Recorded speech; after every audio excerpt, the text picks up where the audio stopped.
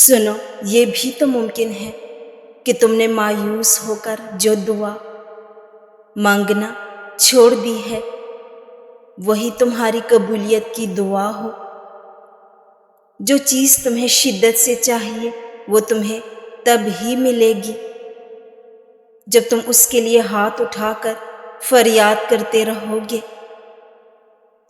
کیا پتہ تمہارے نصیب کے اس صفحے پر اللہ نے یہی لکھا ہو، تو اگر تم اس چیز کے لیے لڑنا ہی چھوڑ دو گے، دعا کے لیے جھولی پھیلانا ہی بند کر دو گے، تو وہ چیز تمہیں کیسے ملے گی؟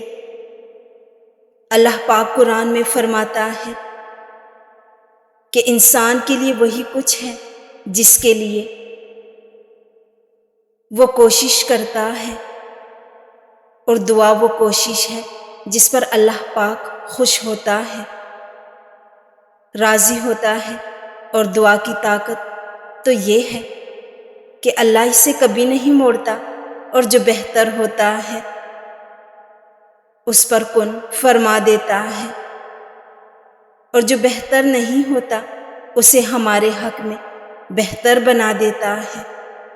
اور دیکھو، کچھ دعائیں دگنے اجر کے لیے اپنے پاس رکھ لیتا ہے تاکہ تمہارے اعمال میں روز محشر کوئی کمی بیشی ہو تو اسے اس دعا سے پورا کر سکے۔ بے شک اللہ پاک کسی بھی حال میں تمہارا برا نہیں سوچتا۔ اور دیکھو، ناممکن تو تمہارے لیے ہے، اللہ کے لیے تو نہیں۔ اللہ تو ناممکن سے ہی وسیلے بناتا ہے، اللہ تو اندھیروں سے ہی راستے نکالتا ہے۔ اللہ سے مانگ کر تو دیکھو، دعاؤں کے آگے تو پہاڑ بھی کچھ نہیں۔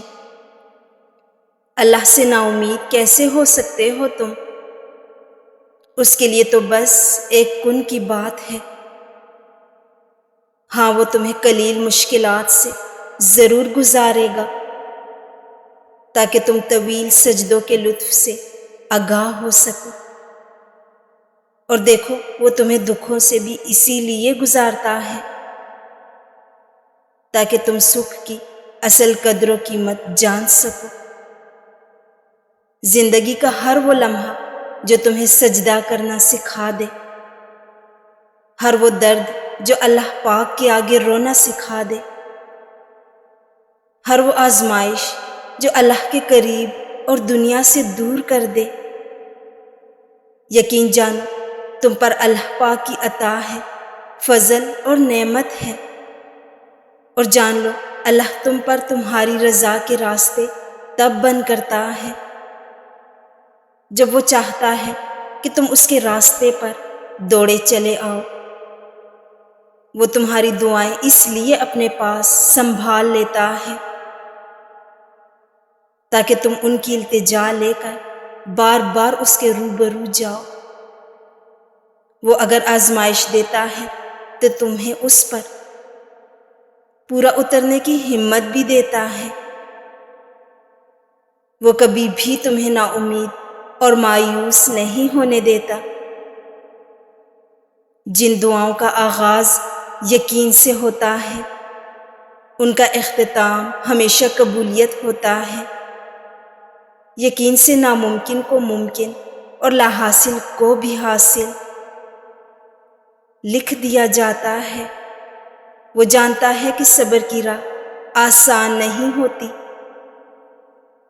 اس لیے وہ اپنے بندوں کو کبھی بھی تنہا نہیں چھوڑتا۔ صرف اللہ ہی ہے جو دلوں کا بوجھ اتار سکتا ہے، دل کو سکون عطا کر سکتا ہے۔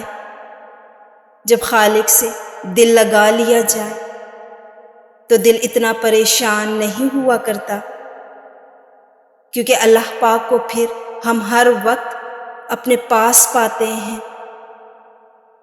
تو دعا کیا کرو اور کرتے رہا کرو کہ دعاؤں کا چاہے رنگ نہیں ہوتا، مگر جب یہ رنگ لاتی ہیں تو زندگی میں رنگ بھر دیتی ہیں۔ بس پھر گھبرانا مت اپنی مشکلوں پر۔ کبھی جو دل تنگ ہونے لگے تو اسی سے حال دل کہہ دینا، دل کی اس تنگی کو آنسوؤں میں بہا دینا، پریشانیوں اور مشکلوں کو دعاؤں میں ڈھال دینا، اور اللہ پاک سے صرف صبر مانگنا، کیونکہ آزمائش میں اصل کامیابی صبر ہی تو ہے، اور صبر کا صلہ جنت کے سوا کچھ نہیں۔